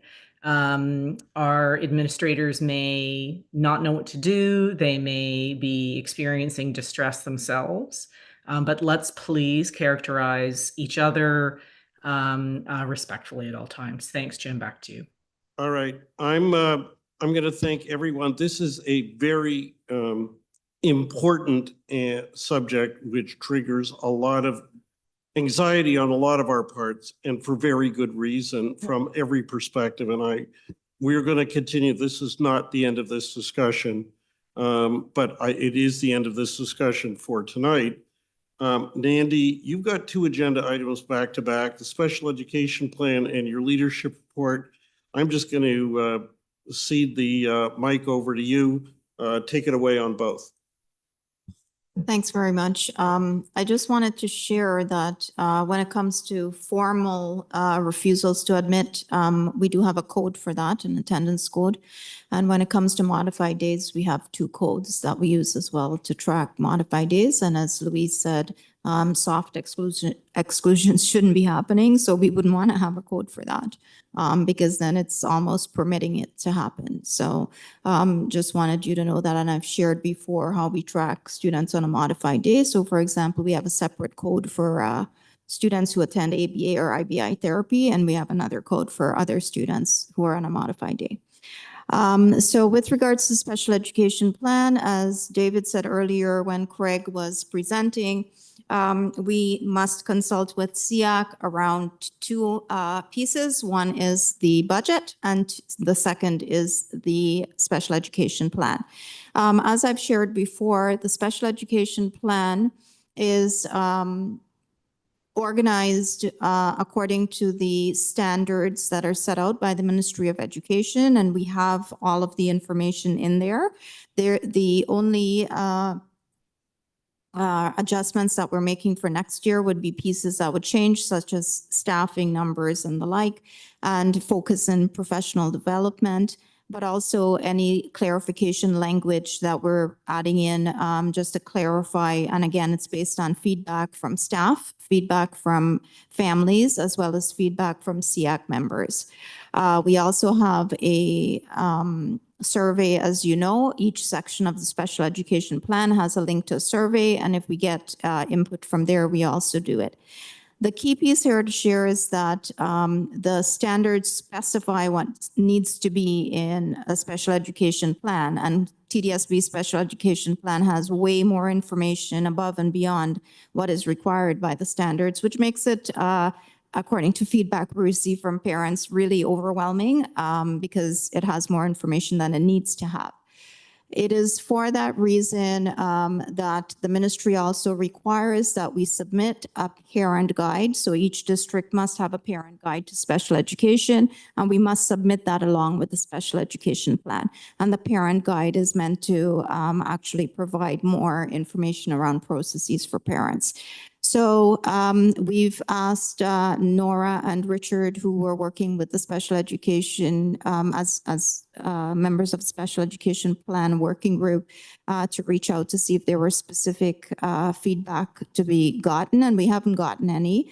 However, we do have other feedback that we've received, again, from staff or families. And as I always do, I'll be bringing those, David, to SEAC to share, and I always present what I call amendments to the special education plan. And then, as you know, that goes to board. It must go to board, those amendments, and then we submit to the ministry at the end of the school year. So that's the special education plan summary.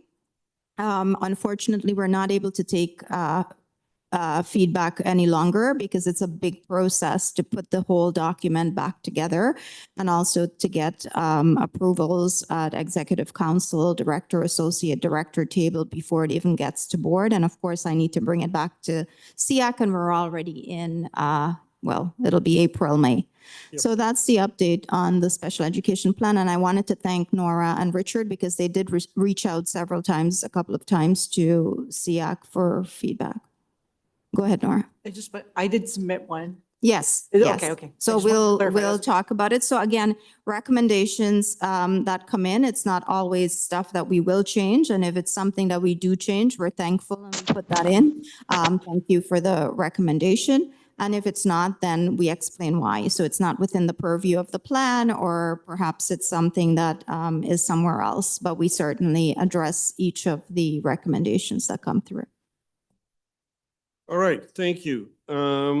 Unless, is there any, I think at this point, this is a for your information report since it's too late to provide more input and we've given everyone an opportunity. So in the interest of efficiency, Nandy, do you want to move into your leadership report? Absolutely, thank you. And Thanks so much. And thanks for all the work by everybody, staff and SEAC members on the special education plan. thank you, David. We appreciate that. Let me just pull up I think I closed it by mistake. Okay, I'll just use the PowerPoint. So I'm very pleased to welcome Dr. Debbie Donsky to the position of System Superintendent, Special Education and Inclusion. As I shared in September, our department has doubled in size in the sense that we now have responsibility for school psychologists, or psychological services, psychology services, speech language pathology services, occupational therapy and physiotherapy services, in addition to all other special education staff.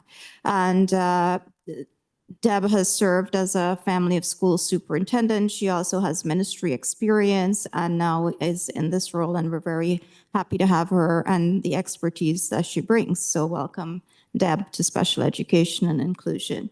Next slide, please, Leanne. We have been putting out some guides, as you know, for parents, guardians, caregivers, and we've created several guides: the Guide to Special Education, Guide to IPRCs, Guide to IEPs, Guide to SEPRCs, Guide to the Referral Process, and we've been creating a video series to go with each of those guides as well. And some of those have been posted on the public website. So we have translated versions of some of the guides as well as video versions, and we will continue to work on those. Next slide, please.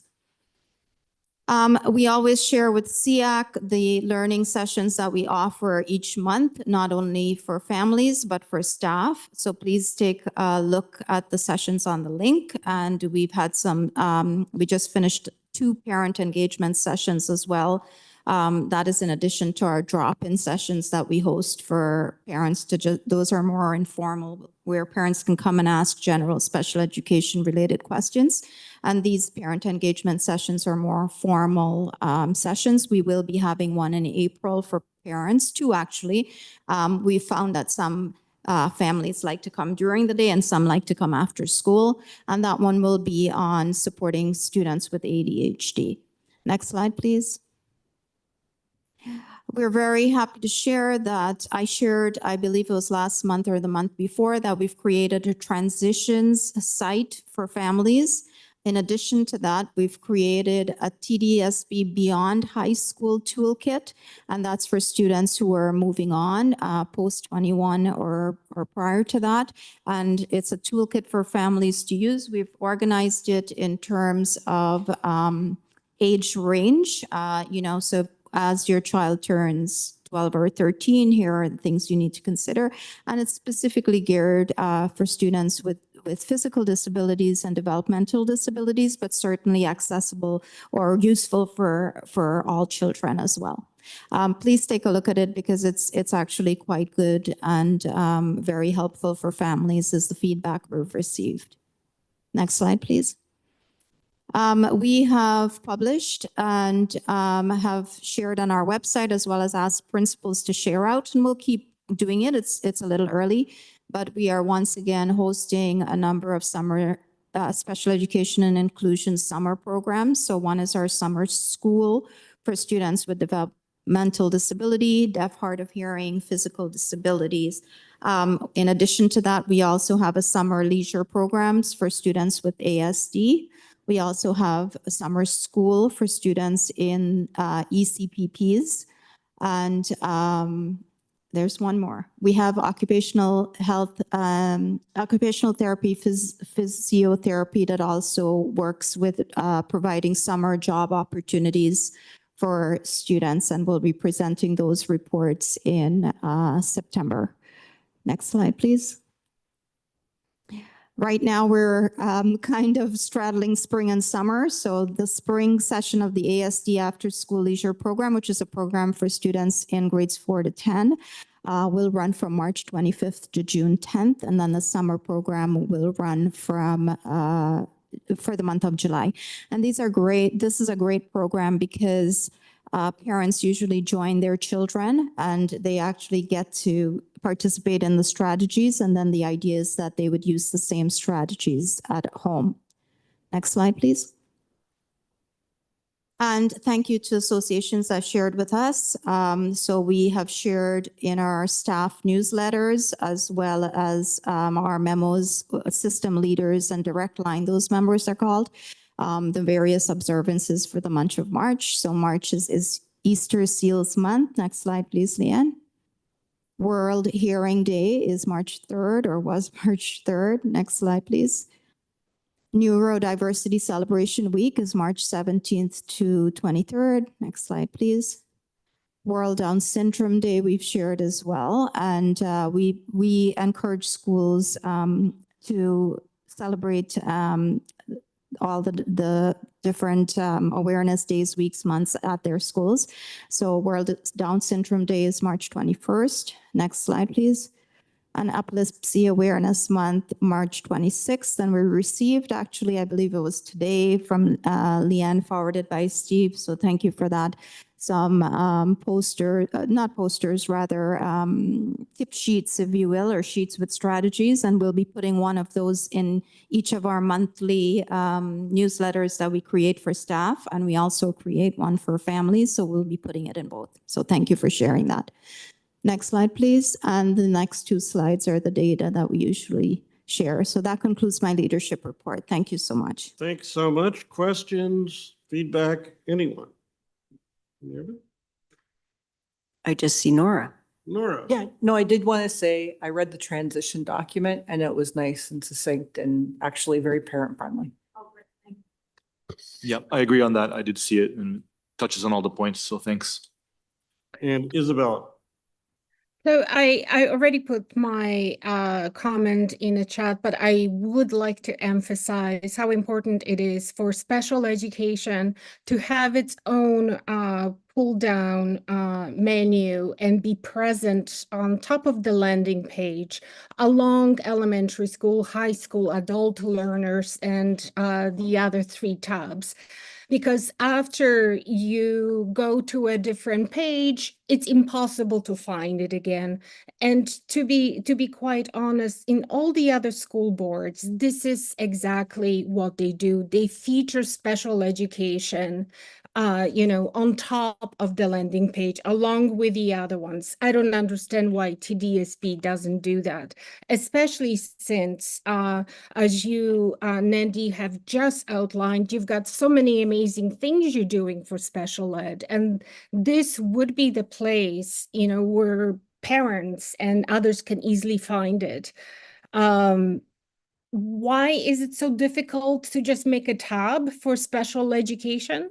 I mean, so thanks so much for that. I'm not sure when was the last time you went on to the website. So we don't do it at the top, but we do it on the side. So on the side, you'll see it says trustees, board meetings, plans, reports, director of education, UIEC, which is our Indigenous Center of Excellence for Black Students, and TDSB Special Education. So we're right there on the very front page of the TDSB website. Which is a new addition, Isabella. We used to be 3 clicks in, I think, and we've now got a landing spot on the front page. But this should be right next to early years, elementary, high school, adult learners, parents, caregivers, and community. This is how every other school board in this province has it. To me, it just feels like you're hiding us. I don't know. There's no other way of seeing it. I rely on that page quite often, and actually, we should be making it easier for the parents to find, especially since a lot of parents might also have disabilities.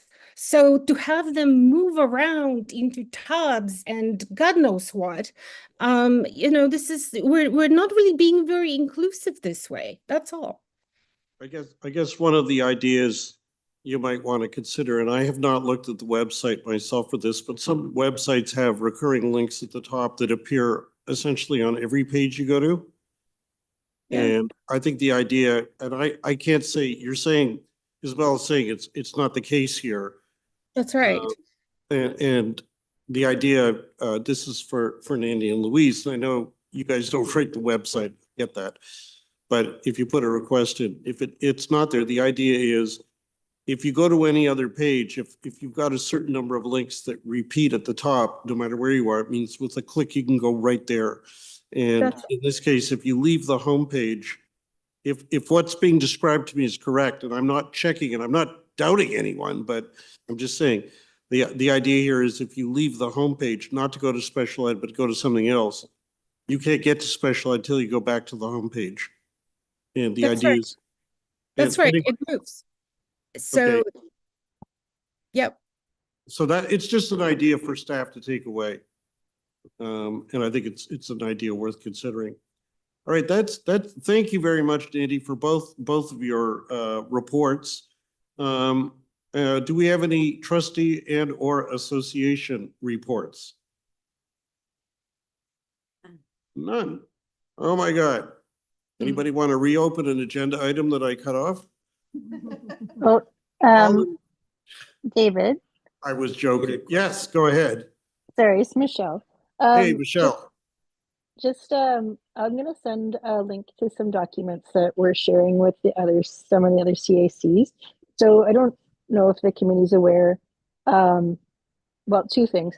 The Learning Opportunities Index consultations are still ongoing. And so there's a public meeting tomorrow, consultation, and then 2 more the week after. And at least one of them is hybrid. So I really encourage members to attend or sign up. So Learning Opportunities Index is the socioeconomic calculations that we use to allocate resources to schools. So definitely our congregated sites fall into the calculations of high needs schools. And so the LOI does impact some of that resource allocation or general resource allocation to schools. And we know that having students with exceptional needs is also intersectional with poverty, and so there is a high correlation between where people live in the city, the socioeconomic levels, and need. And so the LOI is, I think, particularly salient for how we support special education. The other one is that we are in the process of a review of secondary alternative schools. So, and we have been for not quite a year yet, but there's been an update report. It didn't get a lot of attention at board due to just running out of time, essentially, at the board. But it was not a decision-making really report at this point. But there's lots of really important data about who's attending our secondary alternative schools, and the goal of the review is to look at how we better serve students who aren't fitting into a regular school environment. So these are not kids that necessarily need something like a congregated site, but they are not thriving in a regular school system. And secondary alternative schools are where we end up placing a lot of students that are not finding success in a regular school.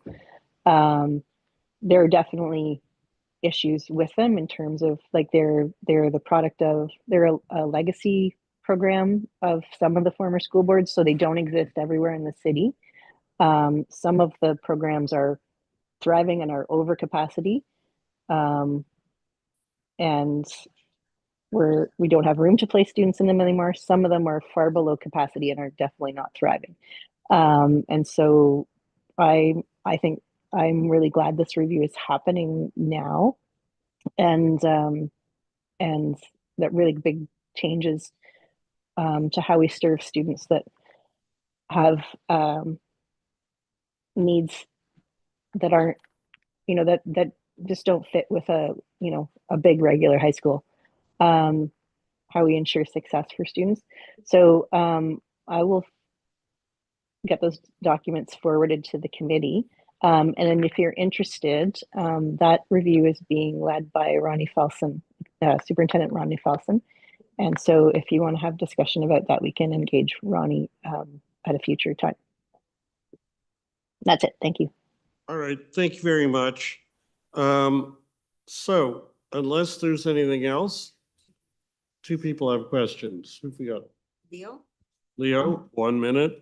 I really want to keep my 9 o'clock record. Well, Sorry. I just wanted to thank Michelle for bringing that forward because I think alternative schools, if it's like the one I'm thinking of in my area, which is like a student school, I know there's a lot of students there that, just because I know a number of the students there that have mental illness, and that's not considered part of special ed. It's almost like, so that's something I feel like the board needs to explore a little bit, since mental illness is a disability. And so I'm never quite sure why we segregate that all out. So I appreciate you for bringing it to the committee, because I think there's a lot of work that happens there that's our students. There are students are in those programs. All right. Yeah, there's a lot of actually there's a lot of new information in the most recent report in terms of the demographics, like surveys of students, and then information from the research department on who's attending and what their needs. So there is a disproportionately high number of students who are 2S LGBTQ, it turns out, accessing these programs. The one that's in my ward, the school that's in my ward, are students who are older. They tend to be 18 to 21 who have dropped out of the system and they've come back to us. Yeah, they're generally students who life has dealt some hard blows. I have a question. Oh, sorry, David. I'm sorry. Can I ask a question? Yeah, if you could do it in 30 seconds. I will. Michelle, thank you for bringing up the alternative schools. It's a little bit of a can of worms because it's something that I've always wondered about in terms of access. Because when we look at alternative schools, I know that we changed recently to a lottery program. And a lottery program can be equal, but it's not equitable if you have students that would thrive better in a school like that. So maybe you have a student that maybe, would be doing very well in a specific alternative school for whatever reason. But then if that student with specific disability cannot access that school because that student has to go through a lottery, that is inequitable. So, Leah, I'll just a point of I don't know, correction. Elementary alternative schools and secondary alternative schools are two completely different beasts. And so the lottery applies to elementary, and those are programs of choice. Those are really not based on like a needs-based. They're not necessarily a needs-based offering. Some of them offer kind of alternative learning programs, and they're accessed by students with, preferentially by families who the students have ADHD, but they are considered a program of choice. Whereas secondary alternative schools would be schools where we would, as a system, we would say okay, like instead of your child dropping out of our system, let's find them somewhere else that can support their learning. And so that's really more of a referral basis. Understood. Yeah, what I was saying is that the elementary ones should not only be by choice in that case. I've spoken to many families who know that their kid would actually thrive, kid with a disability would actually thrive in one of those elementary alternative schools because of whatever reason, and doctor provided notes and what have you. But they simply can't get in because they have to go through a lottery. But that's a whole nother story. I know. We'll cut it short, but I would like to explore that at some point. Thank you. Mhm. All right.